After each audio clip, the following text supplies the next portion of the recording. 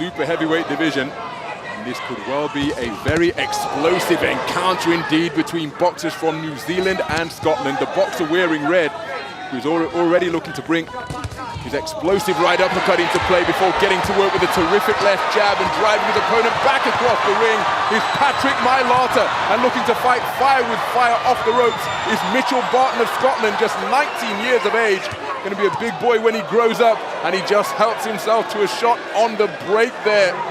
But what an explosive start to this super heavyweight bout. Incredible opening few seconds there from both boxers. Barton getting behind his jab, but then Mailata just all of a sudden unleashes a couple of big hooks and really goes for it. They know each other, Ronald. I've seen them training together up at GB when we've had international camps recently. Mailata's been coming over here representing the GB Line Arts in WSB boxing. He's actually sparred Barton quite a bit, so they do know each other, so there's a bit of grudge there. And what an explosive opening 30 or 40 seconds we had. Approaching the midpoint, and these two super heavyweights, both of them standing 6'5", have thrown plenty of leather already. Not only was Mailata sparring against Mitchell Barton, he's also been in the ring with Anthony Joshua when Joshua was getting ready for his unification showdown against Mailata's countryman Joseph Parker at the Principality Stadium a couple of weekends ago.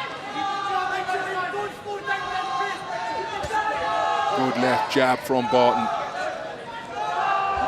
Mailata switching his stance, and the change of angle just caused Barton to cover up a little bit, and he got caught with a half hook, half uppercut from the left flank while he was on the ropes. Barton there just tried to land that 1-2, didn't he? But he missed the target and then fell into Mailata. You can't do this you can't do that rather against this New Zealand boxer. He's pretty skillful. He switches from orthodox to southpaw. Look, he's just gone back to orthodox again. But Barton really went for it, a good 1-2, but it just literally just missed the target. He falls in and falls onto his shots, Mailata's shot. So he's got to be a little bit more accurate, the lad in blue. Mitchell Barton, the reigning Scottish national champion. Taken that title last year. His work becoming just a little bit ragged now. He was in the southpaw stance for a moment as he was going backwards. These men have expended a lot of energy during the course of this opening 3 minutes. Mailata, more experienced.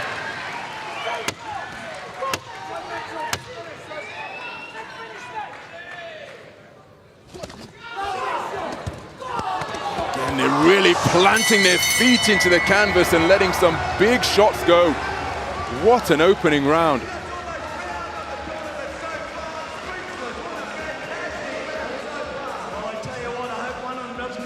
Very explosive indeed. And this fella, he went for it here and there, did Barton, but just missed the target. It was better work from the man in red, Mailata, who's very deceiving. He's got very quick hands and he's got good movement in his laybacks and avoiding shots, but he really went for it here. He caught Barton with a couple of big punches and he thought he could try and end it here and now in the first round, but Barton, give him credit, he came back, taking a few shots on the ropes here. And he's got to improve his accuracy a little bit more. Look, there was a typical example. Misses the target, and again, swinging wildly, Barton, they're missing. And Mailata's shots are a little bit better. There's a little bit more quality in his work. So into the second round of this super heavyweight contest. 10 boxers in the super heavyweight division. So one win will get you through to the quarterfinals. And this just the second preliminary round contest that will take place. But as Richie's pointed out previously, I suspect the boxers will welcome that so they can get the cobwebs, shake them off, find their rhythm as Mailata did there with a beautiful left uppercut. The problem Barton's got here now, Ron, he jabs a little bit too slow. Just switched to southpaw now he's back to orthodox. He's got to change his movement as well. He's got to move more to his right. He keeps moving to his left with the low left hand, and it's a slow jab. So you're inviting the right hand over the top. There it was there. And if he doesn't watch what he's doing here, young Barton, he could walk onto a really big punch. So he's got to just move to his right a little bit more and keep his left hand higher, move away from that right hand. Oh, that's a cracking right hand after the two men were fencing with the lead left. Good left jab from Barton on that occasion, but again, the accuracy just disappearing from his work on that attempted forward foray. Approaching the midpoint of this second round, Barton looking to establish his jab. But it's a good 1-2 from Mailata out of the orthodox stance currently. If you watch the way Mailata boxes, he's actually a counter puncher. He prefers you to punch first, and then he then gets you with if you make mistakes, if you fall short. Look, he's sitting on his back foot. He wants you to come forward. He's waiting. He's a clever lad, Mailata. Barton's got to keep his punches more straight and accurate. Forget the swings and the hooks until you move into that range and you close the gap down. But you do that by using that jab and straight right hand. Well, the referee just calling time because of the trace of blood leaking from Mitchell Barton's nose. And clean that away. Action resumes with just under a minute to go in the second, and Barton onto the front foot, caught Mailata on the ropes and landed an overhand right.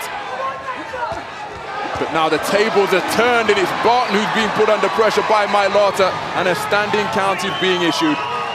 Well, that's unfortunate for Barton, because he was having a decent round up to this point, but Mailata again has found the quality shots there. Now just a change, a bit of housekeeping as these two men continue to go in search of one another, and again Barton hitting on the break, and my goodness, the referee's got to take control here, because he issued the command of break. Neither boxer took heed to the instruction and carried on trading punches when the referee had issued a command. Well, a standing count issued against Mitchell Barton during the course of that second round. Then the two men traded punches after the referee had issued the command of break. Now, with regard to standing counts, usually it was 3 of them issued. That would be it. The boxer receiving those counts would be the loser. Now, there is no limit to the amount of standing counts that can be received overall, but if you receive 3 in one round, the contest will be over. It was an explosive round again. I thought Barton was doing quite well up to the last probably minute or so. He started to work well. Great right hand there. That was his best shot of the round from young Barton. That was excellent. But as the round went on, then Mailata, especially the last minute, I mean, this is a good attack again from Barton. But the referee, are we going to see when he gives the instruction? But Mailata turned it around here, didn't he? That was excellent stuff there, kept Barton onto the ropes. Now the referee's talking, he's shouting break, but he doesn't actually step in, and you don't blame the referee there. He's just giving the verbal instruction, hoping that the boxers respond to it, but they didn't.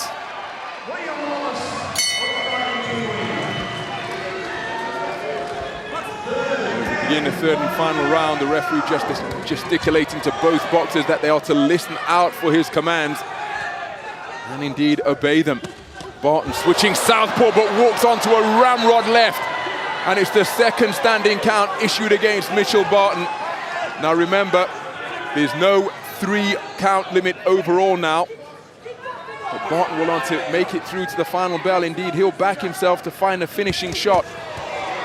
Clever boxing that was from Mailata, because he actually switched to southpaw, and that just confused Barton for a split second, who actually switched to southpaw himself and then gets caught with a terrific left hand. And I do think that when Mailata's boxing as a southpaw, it's just making things awkward for Barton to land his right hand.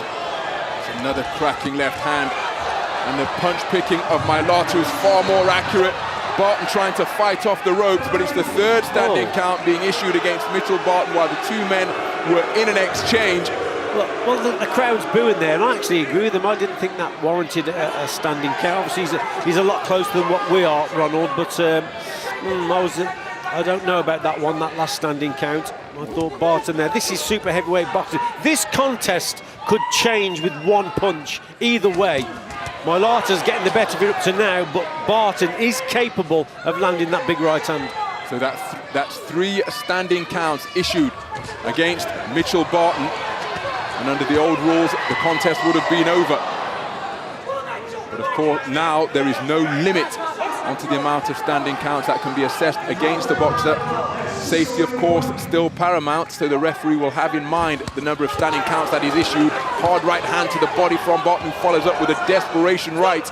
Fatigue becoming increasingly evident now. struggling to hold his stance. Good right hand to the body that was. The referee's indicating that some of these shots are illegal. They're inside of the glove. That's what he's saying, but that one wasn't. That was a belting shot to the body, again from Barton, who's got to use that double jab to close that gap down and then throw that right hand. But again, this isn't over. Mailata, increasing in confidence, lands a cracking right hand that puts Barton on the ropes temporarily, but Barton comes back swinging and lands a left of his own. Mailata in his second Commonwealth Games had just landed a cracking left hand once again. Oh, that was a good punch. He actually brought Barton onto that, didn't he? And that's where he's at his strength, Mailata. He's a good counter puncher. Keeps switching, keeps trying to confuse Barton. But you've got to watch Mailata. You can't just go over your front foot and then fall short, because you'll walk onto a shot from Mailata. So closing seconds of what has been an absolutely explosive super heavyweight contest. Can be little doubt that it's going to be the man from New Zealand, Patrick Mailata, who will go through to the quarter-final stage. But Mitchell Barton, just 19 years of age, remember, the reigning British Championship silver medalist.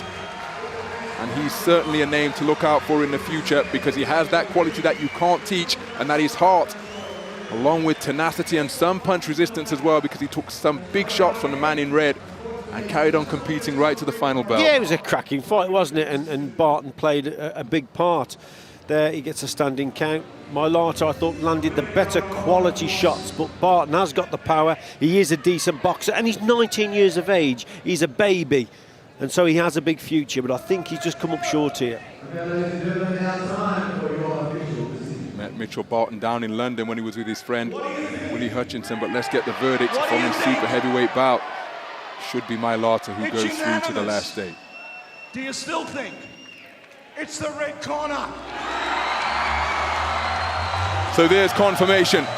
Patrick Mailata, competing in his second Commonwealth Games, goes one better than he did in Glasgow 4 years ago, where he lost to the eventual silver medalist Big Bad Joseph Goodall in the first preliminary round. Here he is through to the second series, and in the super heavyweight division comprised of just 10 boxers, that is the quarter-final stage. He's now one win away from a place on the medal podium.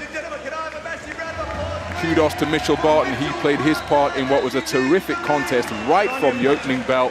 These two men trading leather for three minutes. And both of them landing some quality punches as well. But it's Patrick Mailata who goes through.